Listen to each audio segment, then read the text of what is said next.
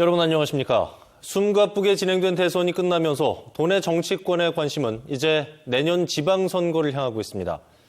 아직 1년 이상 남아있어 속단하기 이르지만 이번 대선 결과를 보면 강원도 정치 지형에 적지 않은 변화가 나타났습니다. 가장 큰 변화는 강원도 표심을 이끌던 보수 진영의 분열인데요. 정치 상황에 따른 일시적 현상인지 아니면 잠재해 있던 진보 진영의 대반격이 시작됐는지 내년 지선에서 판가름 날 것으로 보입니다. 먼저 홍서표 기자가 전망해봤습니다. 이번 대선에서 강원도 유권자들은 처음으로 진보 성향 후보의 손을 들어줬습니다. 문재인 대통령의 득표율 34.16%에 같은 당에서 분당한 안철수 후보 득표율 21.75%를 더하면 55.91%로 홍준표 후보 29.97%보다 25.94%포인트가 높습니다. 중도와 진보 표심을 합산한 수치지만 지난 18대 대선 당시 새누리당 박근혜 후보 61.97%와 민주통합당 문재인 후보 37.53%의 차이 24.44%보다 더 큽니다. 국정농단과 대통령 탄핵으로 견고한 조직력을 과시하던 보수층이 대거 이탈했다는 게 중론입니다. 하지만 지역 정가에서는 지지하는 정당과 정치인이 없어 그때그때 정치 상황과 이슈에 따라 투표하는 스윙 보트 현상이라는 분석도 있습니다. 관심은 이번 대선에서 나타난 진보 세력의 대약진이 내년 지방선거까지 이어질지 여부입니다.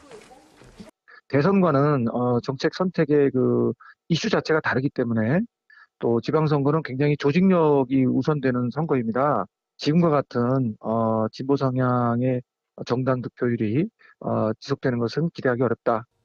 다당화된 정당 구조가 지선을 앞두고 재편될 가능성도 대두되고 있습니다.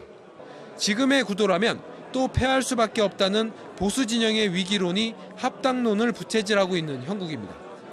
정권 교체를 통해 유리한 고지를 점령한 더불어민주당의 강원도지사 후보군은 2명 정도로 압축됩니다. 최문순 지사의 3선 도전이 유력한 가운데 이강재 전 강원도지사의 사면 여부가 최대 변수입니다. 이 전 지사는 지난 2011년 박연차 전 퇴강실업 회장으로부터 불법 정치자금을 받은 혐의로 집행유예형이 확정돼 10년간 선거 출마가 제한된 상태입니다. 자유한국당은 조직 재건에 자신감을 보이면서 도지사 후보군도 여전히 막강합니다. 내년 3선을 마무리하는 최명희 강릉시장을 비롯해 정창수 한국관광공사 사장과 홍윤식 행정자치부 장관, 함승희 강원랜드 사장 등이 물망에 올라 있습니다.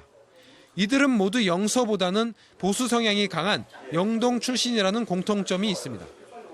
다크호스로 떠오른 국민의당은 이광준 전 춘천시장과 황석희 전 평화은행장, 박민수 전 춘천교대 총장 등이 거론됩니다. 바른정당은 황영철 도당위원장이 있지만 정치 상황을 더 지켜보겠다는 입장으로 알려졌습니다. 이번에 강원도에서 6.56%를 득표하며 약진에 성공한 정의당도 후보를 내거나 다른 정당과의 연대 등을 검토 중인 것으로 전해졌습니다. 하지만 내년 지선까지는 아직 1년 이상 남은 만큼 앞으로 전개될 중앙 정치의 변화와 새롭게 등장할 이슈를 더 지켜봐야 한다는 게 대체적인 전망입니다. 지원뉴스 홍서표입니다.